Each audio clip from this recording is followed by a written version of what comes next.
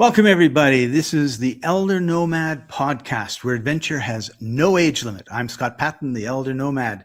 Today, I'm joined by Truong. He's the founder and CEO of CMF, Commercial Financing Masters, with nearly 30 years inside the commercial financing and real estate industry, and 16 years training over 300 professionals across North America.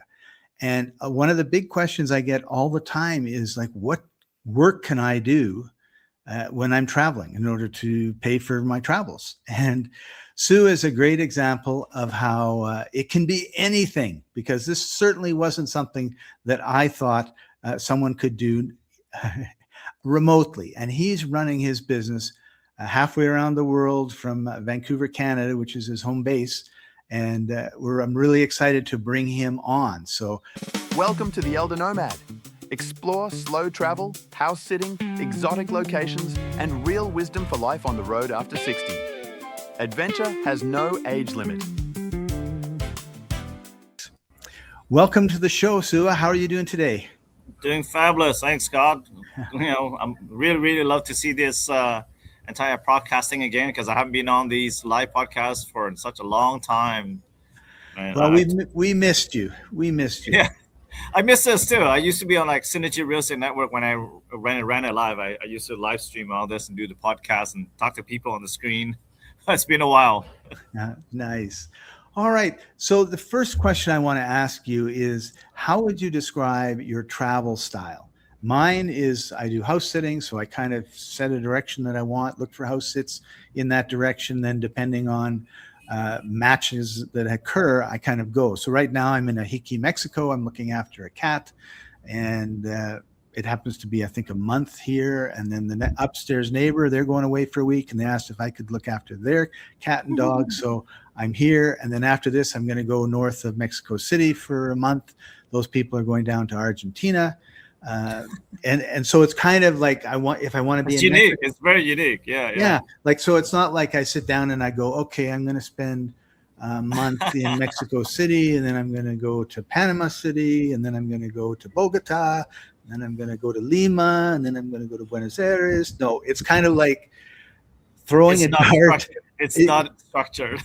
That's right. It's totally not structured. It's like throwing a dart at a dartboard when you don't know what you're doing. So. Yeah.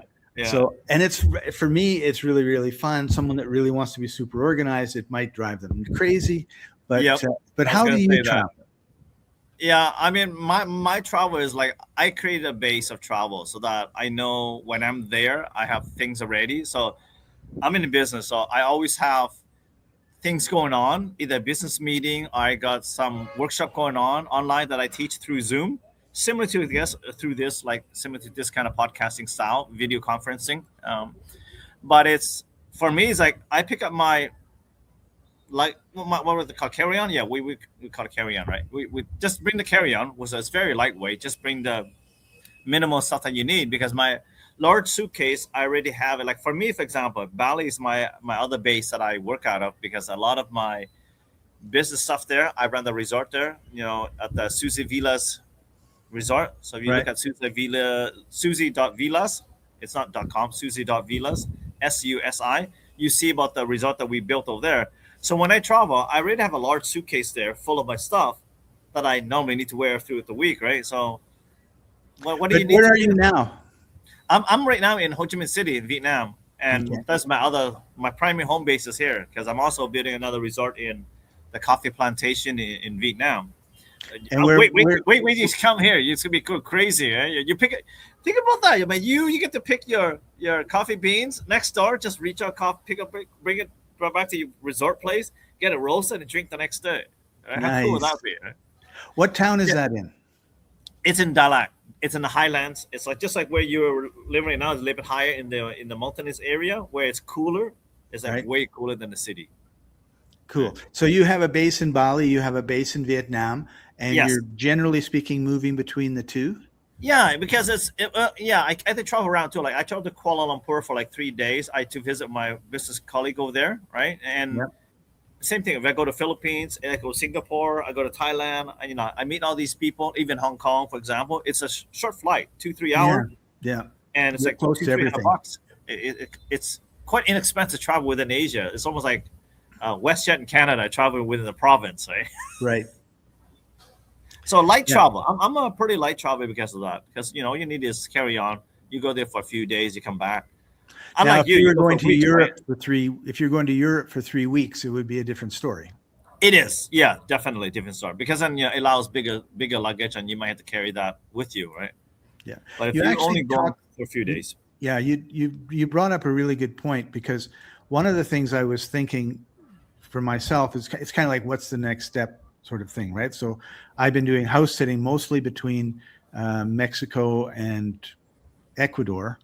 I've done a little bit in South Africa, and I've done some in Hong Kong. So there's but those were kind of unusual situations. Generally speaking, it's been in Central America, and yeah, you have a base there, right? So that's what I was thinking. I was thinking, what would be really nice is spend 3 months in one country, 3 months in another, 3 months in another, and then the last 3 months would be either someplace I'd never been, or go and probably go back to Canada for Christmas and a couple months with my family. Yeah. And I thought, I'll just get Airbnbs, or I could house sit even, right? And a friend of mine did a video where he was going from Montenegro to Bogota, and he said, I just love the way I travel. I have a condo in Montenegro, which I can close it down, and it stays the same. And when I come, the cleaning lady comes and gets it all ready for me. And then I have a cleaning lady in Bogota. She comes and gets it ready for me when I come there. And all I do is I have my computer bag and my toiletries. And at that particular point in time, I was just finished a trip, and I had dragged my 50-pound suitcase and 25-pound computer bag, half a mile up a hill to where I was staying. And I thought, that sounded so good. And I think that's just an ideal way to live, is, have a couple places that you love to be in, have places there. And you know how you can do that? I checked all around the world. They have these storage facility. Like in Asia, there's a company called Whale LO, luggage office. Like Wally kind of thing. Yeah, it's all over in Asia. And it's apparently it's a business. That's a brilliant idea. You put your big suitcase there, you store there. When you come back, you just take some out of that. It's for like a monthly storage, like a U-Haul. Or self-storage. Yes. That's brilliant. I would love that. It stays dry, it stays clean, mold resistant, all that stuff, and nobody can get access because you're the only with the code to it. And as long as you pay for it on your credit card and stuff, it keeps it locked. They don't care. That would be brilliant, because I have a suit. I'm going to a Greek wedding in Greece in September, and I'm carrying this suit. And first of all, you can't wear a suit here. It's way too hot. It's too hot. And secondly, why would you?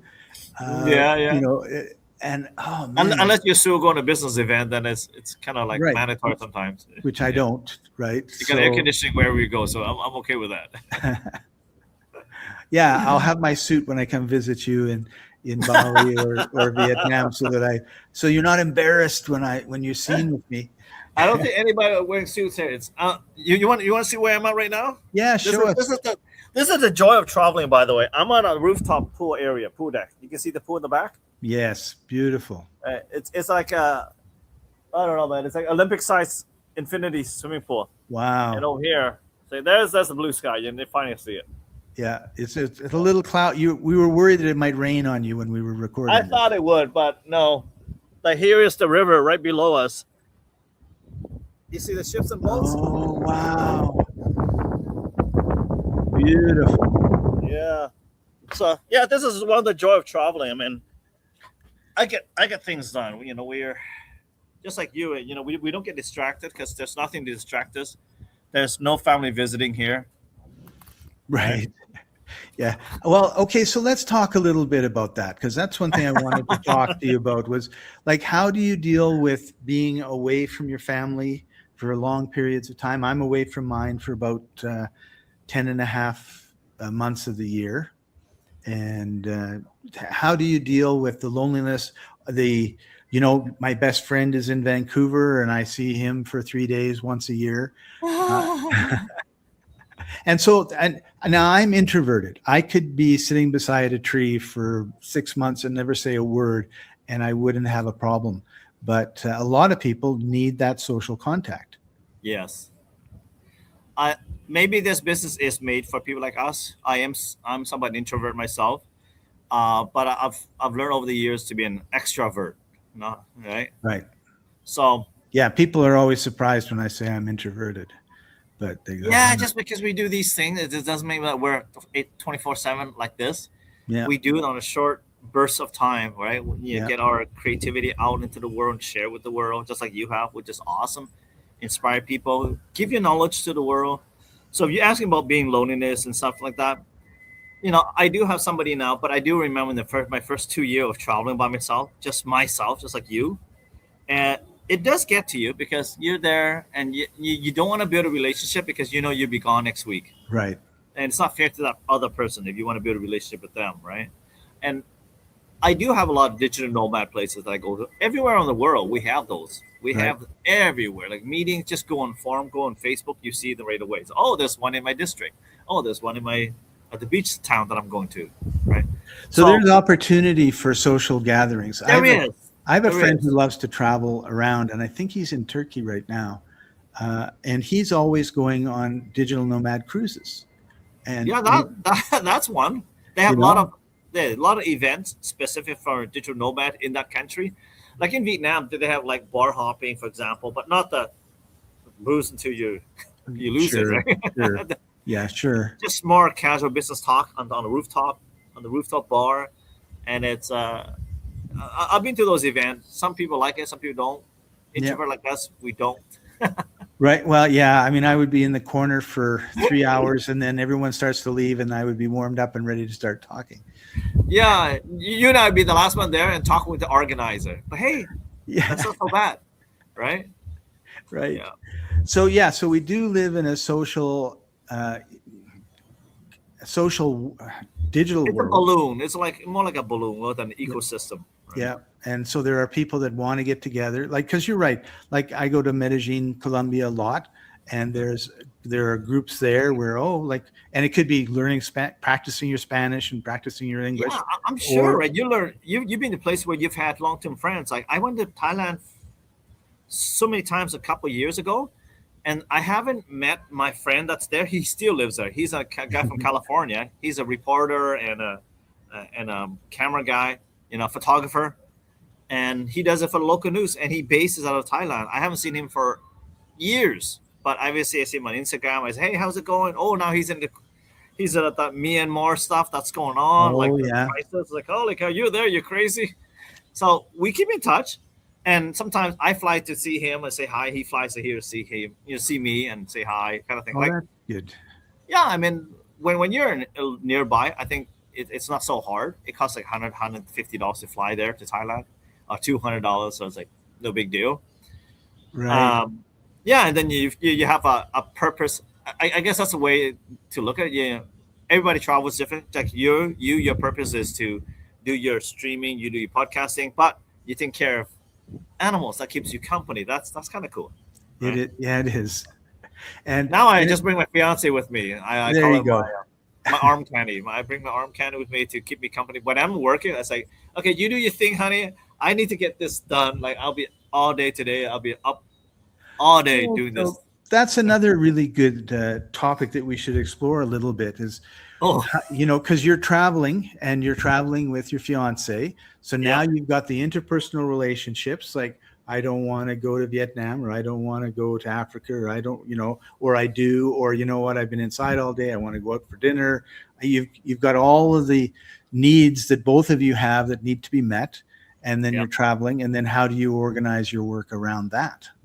And We you know what? There's no structure to have a relationship with entrepreneurs like us. There is none.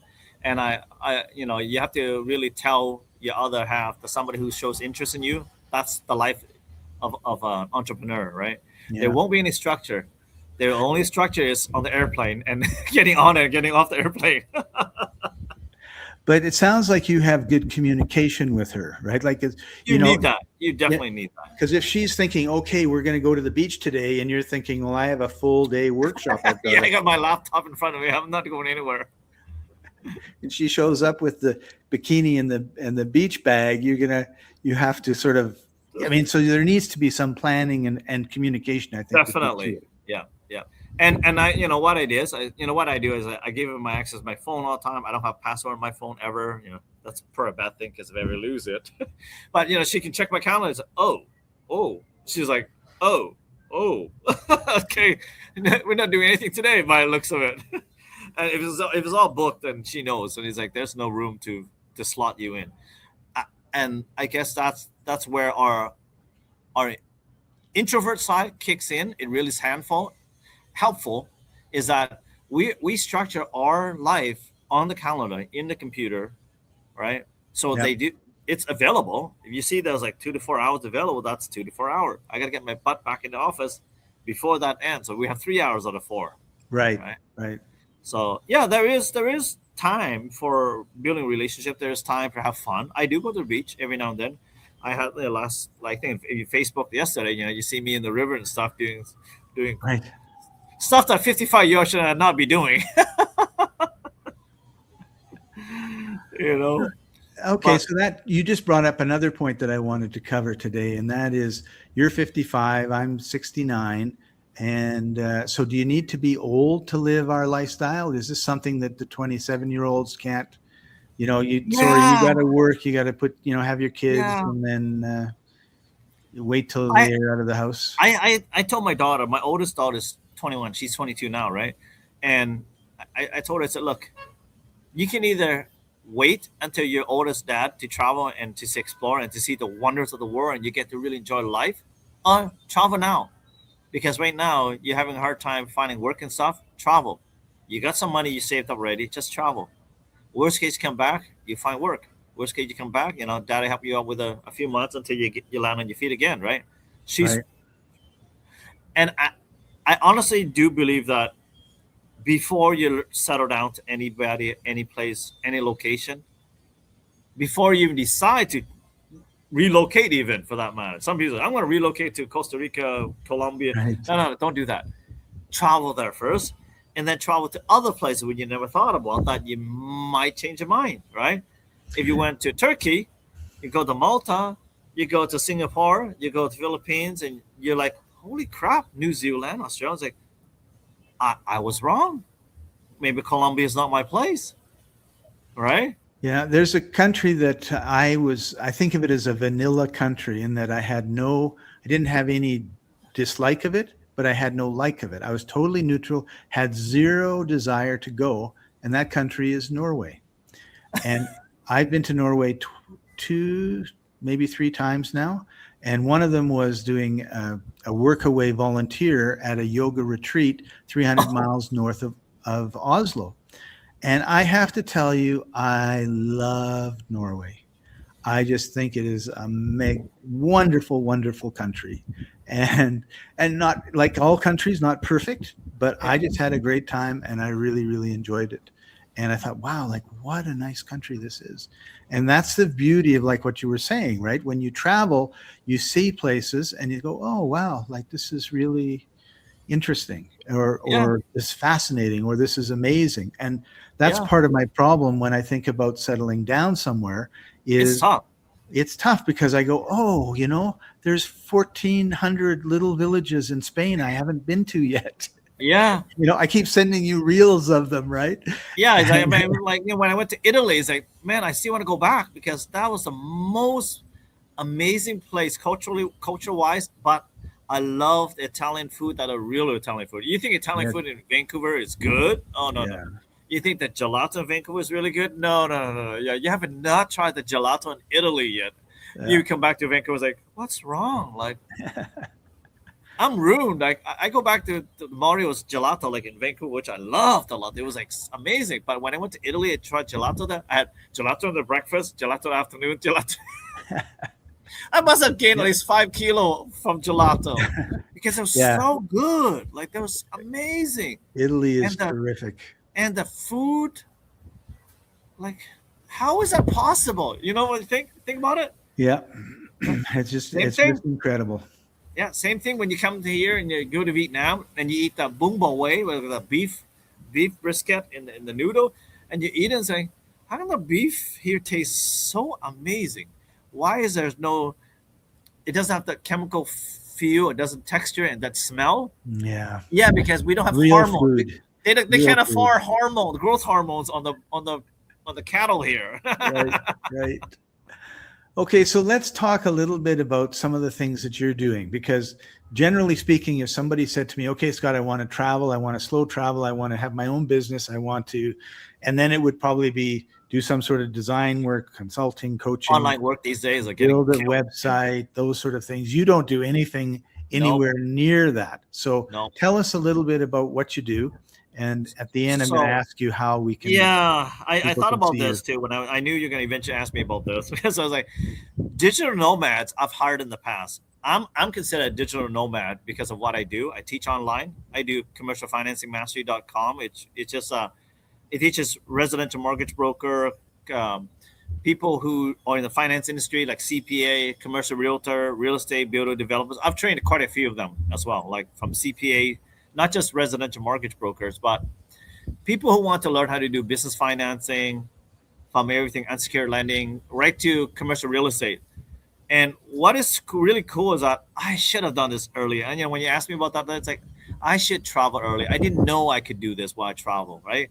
Now I realize that when I was forced to travel and I was forced to mentor and teach people, I had, like, for example, I think my initial foray into this was when I was stuck in Bali during COVID. I still owe people teaching events that I was supposed to come back and attend these live events to teach them, right? These workshops. But I'm going, I can't now because there's COVID, there's a quarantine, so I can't even leave. There's no international flights leaving. So I got down online. There's like, guys, everybody use Zoom. I'll train online. I'll go to the presentation online, just as if I was going to do the presentation in the class anyway. So what I used to do was teach in class how to do commercial financing, right? So I just basically moved it into the online world. That's how I became a digital nomad. It was by accident. Right? It wasn't intentional at the beginning. But I've been doing since for the last 5 years and gradually doing more and more and more and able to scale it to in events where I'm doing back to back. And this is a full-time job for me outside of my work. So I do commercial financing with my client as well. For example, if you own a business or you own a real estate, Scott, and you say, so I need to get some equity out. Can you help me?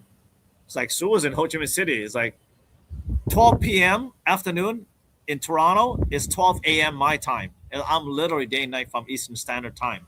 So in a way, that's good because I have to work from 9 o'clock Eastern Standard Time to about noon Eastern Standard Time, which is fine.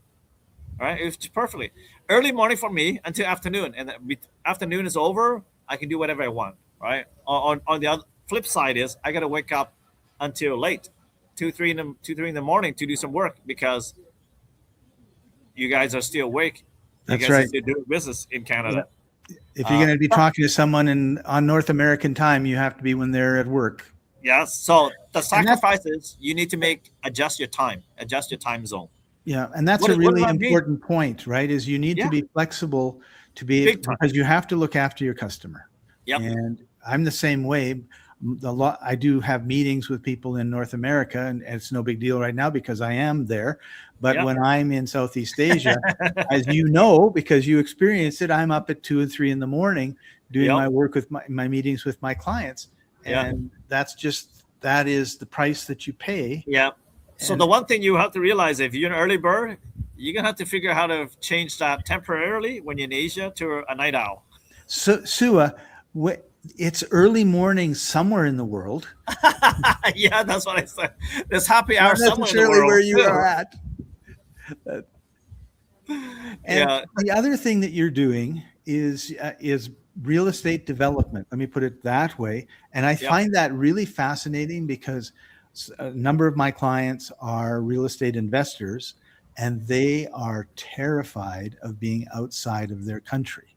If they're Canadian, they're Yeah. terrified about investing in like the United States or Mexico. Wow. If they're I built a resort Americans, in Indonesia, Muslim country. I built a yeah, resort here in Vietnam, a communist country. I mean, I know.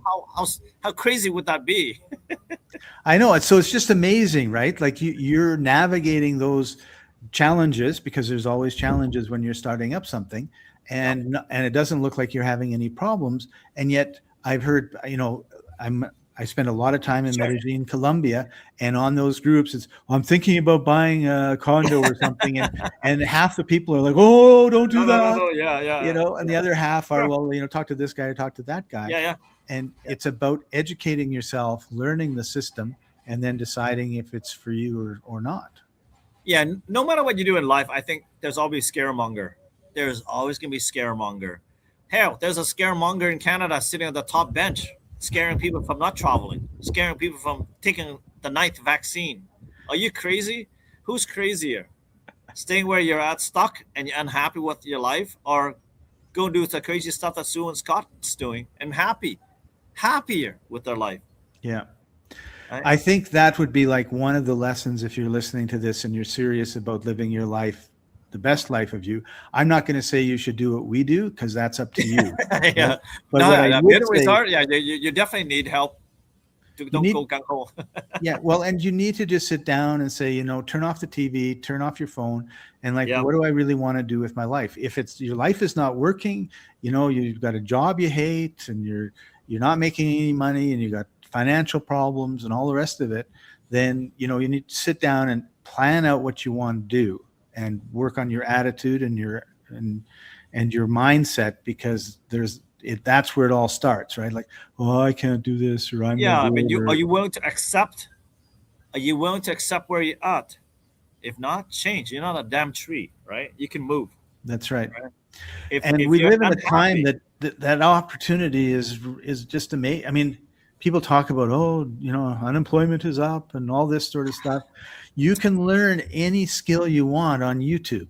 I mean, so you don't have to you can go to some coffee shop and spend 3 hours there with free Wi-Fi, buy a drink or something and a coffee, and you can learn whatever you need to learn. And I'll tell you too, that I don't know what your origin story is, so we'll have to get into that next time. But Sure. with me, I never thought I would be doing what I'm doing now. I don't think anybody's ever thought about that. So it's kind of like I did this and I did that and I did this and I did that, and before you know it, I'm doing what I'm doing now. Yep. And it's quite a journey, and sometimes it's scary, and Yep. you just have to deal. That's the other thing, dealing with the fear, right? Mm. There are times when I have this huge fear that they're not going to let me on the plane, and I have a huge fear that they're not going to let me through the beepy thing that says that I don't have a bomb strapped around my waist, and so I get there early, always early, because I've missed a few planes. Always same here, 3 or 4 hours early. And I go, and it's when I'm sitting waiting for them to load the plane that I go, oh. Yeah. I get the feeling. But that's, like you have to, I feel the fear every single time. Oh, you know what's been worse? You travel to a place, there's nobody speaking English, and you're just like, damn, I still got my internet, thank God. And I think that's another thing we'll talk about later, right? You gotta have internet wherever you go. Make sure you got internet. Yeah. Otherwise, your Google Translate don't work very well unless you have offline. Purposely download before you go there, and that country you speaks that language, and download that offline because you might need it, because sometimes Google still don't work. You definitely Internet do. doesn't work. But Yeah, you're traveling. I think about your traveling. When you say you're born in a plane, I went to this place and I was the only foreigner. 99.99% was everybody local, and I'm the only guy. You can tell because everybody's staring at you. Yeah. You're at the airport and you're the only. You look around the airport and say, "Shit, I'm the only foreigner here." Like the whole entire lineup is just me. Yeah. So you kind of feel freaky. It's like, yeah, you feel uncomfortable. Yeah. That's that. great. So you're going to feel fear, and you just have to step through it. And what happens with me often is I say, well, 1 million people a year fly from Miami to Medellin. So I'm pretty sure I'll successfully do it just like all those other people. Yeah. And it's not rational, but you Yeah. just recognize it and say, I'm taking my steps. And maybe I don't know exactly what's going to happen, but I'm taking my steps. Yeah, there was a guy that used to broke down the acronym FEAR, and I kept it with me. FEAR, false evidence appearing real. There you go. Sometimes we gotta tell ourselves. All right. It's in your mind. Thank you, Sua. We've come to the end of our time.